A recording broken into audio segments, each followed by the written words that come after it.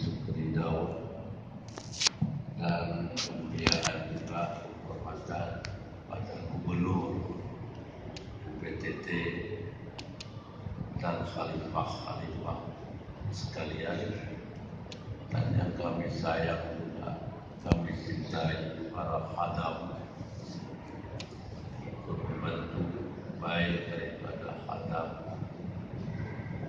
titiknya di Pano ataupun di Hili ataupun di Montasi, dan penghormatan kepada jamaah, ayah-ayah, ibu-ibu sekalian. Nah, ini malam bermula untuk memulai zikir. Mungkin ada yang belum tahu, insyaallah ke depan tiap malam Senin akan lebih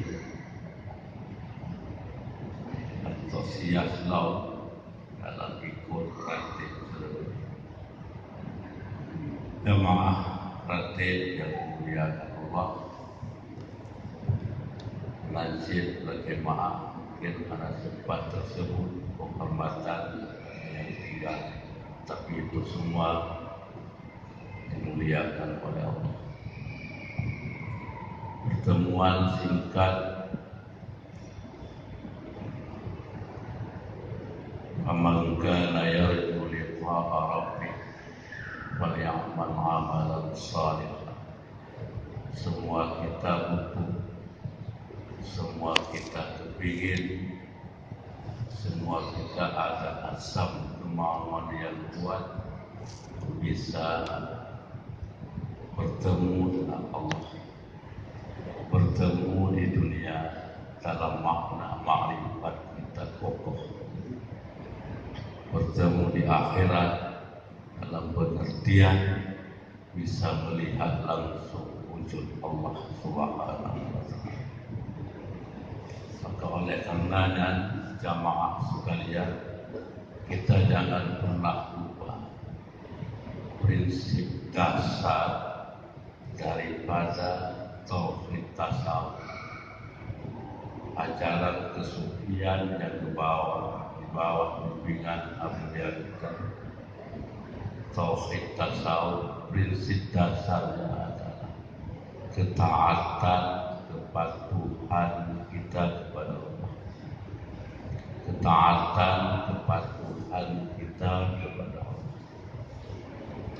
dan kepada mursyid-mursyid yang diridhai oleh Allah. Ketaatan, kepatuhan itu salah satunya adalah selalu dalam tauhid kita, tasawuf kita, memandang bersih Allah daripada yang lain, selalu melihat dengan batin karunia kemuliaan Allah, kehebatan Allah. Oleh karenanya itu salah satu ketaatan yang diterima. Prinsip dasar dalam tauhid tasawuf selalu bisa merasai keberadaan Allah. Kita tidak terlepas dengannya, kita tidak hilang pandangan kepada Allah. Maka oleh karenanya Imam Ash-Shibli menyatakan, kalau seseorang itu sudah datang kepada Allah, tapi dia melepaskan batinnya dengan Allah, hatinya tidak tersangkut pada Allah, hatinya tersangkut pada yang lain, walaupun sekejap, maka dia itu sudah keluar daripada karunia Allah. Dihukumlah orang itu sebahagiannya murtad. Kenapa? Karena sudah melepaskan Allah. Ajaran prinsip dasar tauhid tasawuf tidak ada tujuan lain dan bukan jamaah sekalian mengajak kita umat sekalian supaya mereka itu bisa lebih dekat dengan Allah, supaya mereka itu mendapat rasa manis di dalam sekalian ibadah. Coba kita buka penjelasan Syekh Hasim Al-Husain dalam risalah. Ada 3 yang bisa didapat rasa manis itu. Kalau dia tidak dapat rasa manis dalam 3 hal itu, maka sungguh sia-sia, sungguh tiada faedah. Yang pertama, dia dapat rasa manis itu dari baca Quran. Apapun ayat dalam Al-Quran yang dia baca, merasai rasa manis di hatinya, maka itu sebagai rahmat besar. Dan punya tujuan Quran itu pahala, ada baik. Tujuan baca Quran supaya merasai rasa manis itu dia, seolah-olah dia sudah ngomong langsung dengan Allah, bercakap langsung dengan Allah, seolah-olah dia merasai keberadaan Allah di sisinya. Yang kedua, rasa manis yang diperoleh di dalam ibadahnya, yang cukup sulit, yang cukup payah. Rasa manis yang didapat dalam ibadah, cuma kita paparkan gampang-gampang, mudah-mudah aja. At-ta'budallah ka'annaka tarahu. Salatlah kamu, ibadahlah kamu seolah-olah kamu melihat Allah. Bagaimana lihat Allah? Karena kita masih terhijab dengan diri kita, terhijab dengan keakuan diri kita. Maka mantorame ziarah-ziarah dan yang mantap terhijab, belum mau ikut juga dikir. Terhijab dengan keakuannya, terhijab dengan pangkatnya, terhijab dengan jabatannya, terhijab dengan nama titelnya. Padahal kedua relatif berbeda, tidak ada lain, tidak ada bukan. Supaya dia bisa merasai keberadaan dekat dengan Allah. Jadi rasa manis dalam ibadah, bahkan sampai berpuluh-puluh tahun, payah. Ada orang begadang pokoknya.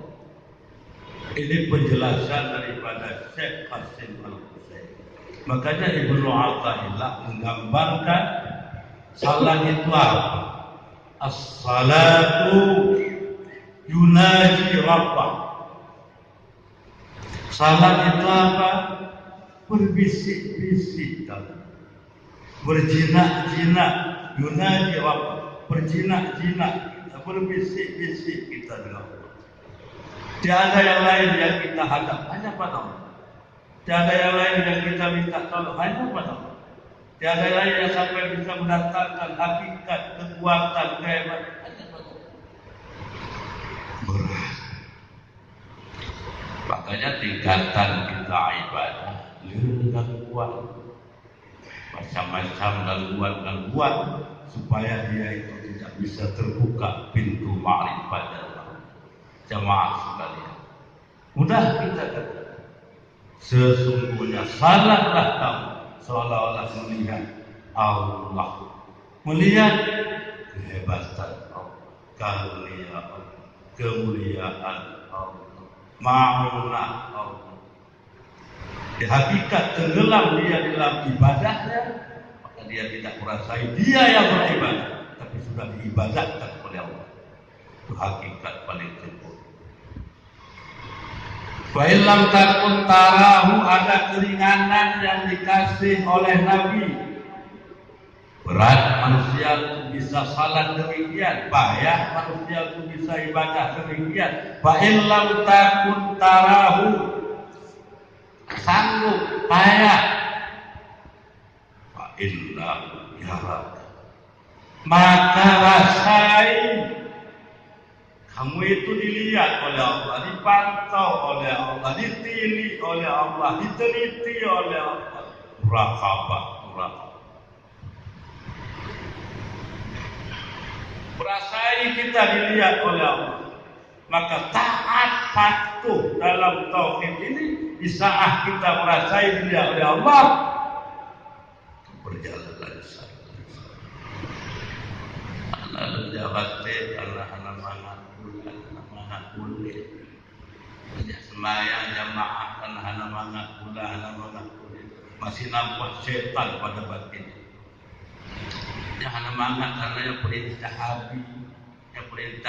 Inilah itu dan lain-lain. Kalau masih ada lintasan yang demikian, belum bertauhid pada hakikat. Yang ketiga, jamaah sekalian, rasa manis yang dikatakan oleh Qasim Al-Qusairi dalam kitab Risalah, rasa manis itu dapat pada zikir. Maka insya Allah dengan selalu kita zikir, kejauh ya Allah, yakin. Baik tuasa, kesekian ikut zikir dari masjid ke masjid, Baitur Rahman dihadapi, kalian ini orang wilayah. Buang hakikat kejahatan yang ada pada batin kita, supaya dapat rasa manis dalam zikir itu. Selama kejahatan dalam batin masih bersalah atau tumpuk kejahatan, kemungkaran masih banyak, nur cahaya zikir itu akan sulit masuk, payah. Kalau orang tahu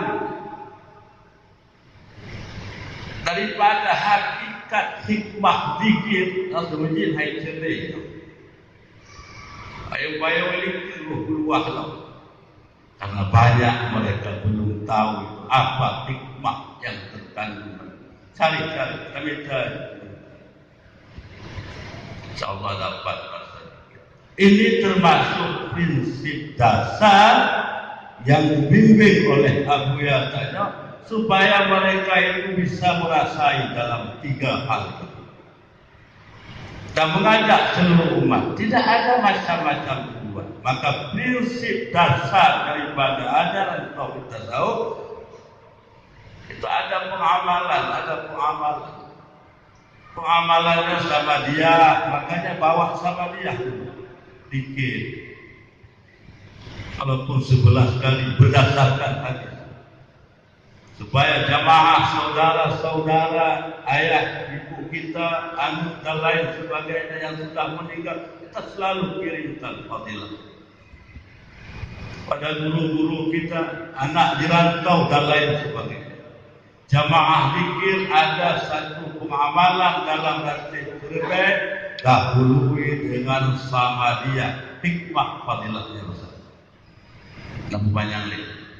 Yang kedua ada pengamalan dalam prinsip tauhid tasawuf, tawajuh. Patuhkah kita, taatkah kita kepada Allah, kepada Rasul Allah, kepada mursyid? Tawajuh ya. Tapi kita sering tinggal tawajuh. Tak ada taat kepada Allah, tidak ada taat pada Rasul, tidak ada taat kepada mursyid, maka terhijablah pintu ma'rifat. Wa may yuti'illaha wa rasulahu faqad faza fawzan 'azima. Menyatakan taat kepada Allah, taat kepada Rasul Allah, taat kepada guru, apa yang diperintahkan, faqad faza fawzan 'azim, kemenangan besar, kebahagiaan besar, ketentraman besar. Mudah lihat fadilah kelebihan kita taat, kita patuh, ada ingkar pada Allah, ada ingkar. Allah janjikan kemenangan, kebahagiaan. Walaupun sedikit orang zikir, tapi yang sedikit itu membawa berkah seluruhnya. Jamaah yang dirahmati Allah, lebih-lebih Banda Aceh. Banda Aceh, mari hidupkan Banda Aceh berzikir. Tadi malam pertemuan sama di tempat Pak Wali Kota Pendopo. Salah satu perkataan beliau, Aceh Darussalam Banda Aceh, kita hidupkan yaitu wisatawan zikir. InsyaAllah jamaah sekalian, orang-orang luar nanti akan masuk kota Banda Aceh. Adil mana sah sama. InsyaAllah dengan doa kita sekalian akan hidup di kota Banda Aceh syiar wisatawan zikir, wisatawan khatib sahabat, wisatawan Asmaul Husna. Alangkah hayatnya yang bergabung. Dan prinsip yang terakhir jamaah sekalian daripada taufik tasawuf ini adalah selalu berakhlak yang baik, akhlak yang baik, dan ingat pesan daripada mursyid yang mulia, selalu tidak pernah menyakiti hati orang mukmin dan selalu tahan atas disakiti. Makanya urang-urang yang penjelek kita, urang-urang dizalimi kita, urang-urang dihasad kita, itulah yang dongkol. Anggap itu tidak ada. Di saat kita menganggap itu tidak ada, maka akan lempang hati kita. Tapi di saat itu menganggap ada, maka di mana hati nurani kita, orang yang mengajarkan ilmu taufik usufiah. Ingat perkataan Syekh Abdul Rauf As-Singkili dalam kitab Tabihul Majid. Orang yang menyesatkan orang lain, orang yang menyalahkan orang lain, orang yang mengatakan kelompok yang lain itu tidak benar, sesat. Yo kali ajaran Syiah itu kali aktif sama Syiah, fanatik pada guru, inilah itulah macam-macam, sesat itu, salah itu. Ingat, beliau mengatakan dalam tafsirnya, jangan pernah kamu menyesatkan orang lain, menyalahkan orang lain, mengatakan orang lain tidak benar, selama yang mereka lakukan berjalan ke atas tafsir. Jangan pernah kamu katakan juga hakikatlah dirimu yang lebih sesat. Hakikatnya dirimu yang lebih sesat, dirimu yang lebih salah. Bahaya besar. Maka jangan pernah kita mengatakan, hai besar, itu sesat, itu tak benar, itu menyimpang dengan syariat, inilah itu. Selama masih ada tafsir, jangan pernah menyalahkan. Hakikatnya itulah yang lebih. Entah kenapa mereka mengatakan mungkin karena kemauan nafsunya, takut tersaing. Mungkin karena jabatan, mungkin karena ingin cari tenar kepada yang lain. Dia ingin cari kebenaran, padahal hakikatnya kesalahan yang dilakukan. Jadi orang-orang yang demikian mungkin juga karena dia tidak paham. Maka Nabi pernah sahabat, jangan pernah kalian marah, jangan pernah kalian sakit hati di saat kalian ditolimi, dianiaya, dikhianat dan lain sebagainya. Anggap mereka itu mungkin tidak paham, tidak tahu. Toh orang minta maaf, udah. salah, ini saya merasa tidak benar, saya menyakiti saudara, saya minta maaf kesalahan saya ini. Udah maaf. Saat orang sudah mengakui kesalahan dia, minta maaf, kita maafkan. Itulah prinsip dasar yang paling baik yang dititip oleh Rasulullah Sallallahu Alaihi Wasallam. Moga-moga jamaah sekalian kita selalu dalam rahmat dan redha Allah, berjalan terus ibadah kita ini supaya mendapat limpahan karunia daripada Allah. Tetap kita hidupkan. Saya mengajak juga tiap-tiap masjid, marilah sama-sama kita hidupkan latih zikir. Tidak ada lain, tujuannya adalah semata-mata mempersatukan umat seluruh dunia supaya ingat kepada Allah, supaya mereka merasai keberadaan. Kesempatan besar bagi urung-urung yang non-Islam, kesempatan besar bagi urung-urung kafir untuk diobok-obok, diadu domba, dibumel.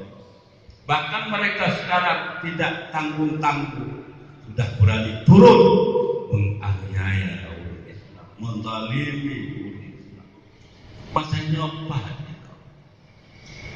Di saat orang Islam diinjak, dibantai, dibunuh dan lain sebagainya, apa yang kita bisa berbuat?